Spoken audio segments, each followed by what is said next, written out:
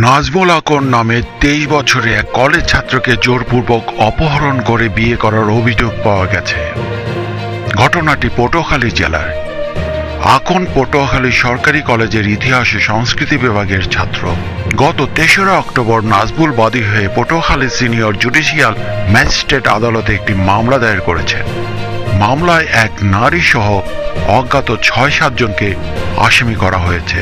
নাজমুল আকনের বাড়ি মির্জাগঞ্জ উপজেলার মির্জাগঞ্জ ইউনিয়নে। তার বাবার নাম জালাল আকন।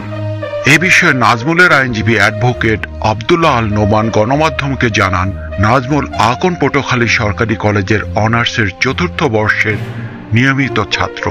তিনি সরকারি কলেজের আবাসিক হোস্টেলে থাকেন। দীর্ঘদিন ধরে নাজমুলকে মুঠোফোনে এবং সামাজিক যোগাযোগ মাধ্যমে প্রেমের প্রস্তাব সহ বিয়ের প্রলোভন দেখাচ্ছিলেন এক নারী, কিন্তু নাজমুল রাজি না হওয়ায় 23 সেপ্টেম্বর পটুয়াখালী লঞ্চঘাট এলাকা থেকে তাকে অপহরণ করেন। 28 সেপ্টেম্বর অজ্ঞাত স্থানে নিয়ে 7-8 জন জোর করে তাকে দিয়ে একটি নীল কাগজে স্বাক্ষর করতে বাধ্য করে। ধারণা করা হচ্ছে এ দিয়ে তারা একটি কাবিননামা তৈরির চেষ্টা করছে। এই ঘটনায় নোমান দণ্ডবিধির 143, 365, 379, 384 এবং 506 ধারা অনুযায়ী আদালতে মামলা দায়ের করেছে। আদালত মামলাটি এজাহার হিসাবে গ্রহণের নির্দেশ দিয়েছেন। আকন প্রমাণ হিসাবে তাকে অপহরণ জোরপূর্বক বিয়ের একটি ভিডিও ফুটেজ আদালতে উপস্থাপন করেছে।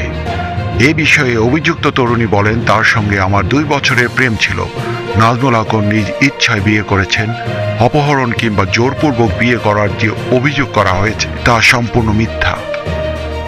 এই কারণে বর্তমানে তিনি নাজমুলের বাড়িতে অবস্থান করছেন। পটুয়াখালী সদর থানার ভারপ্রাপ্ত কর্মকর্তা মোহাম্মদ মনিরুজ্জামান বিষয়টি সম্পর্কে বলেন, আদালতের নির্দেশে মামলাটি এজাহার হিসেবে গ্রহণ করা হয়েছে। তদন্ত করে আইনগত ব্যবস্থা নেওয়া হবে।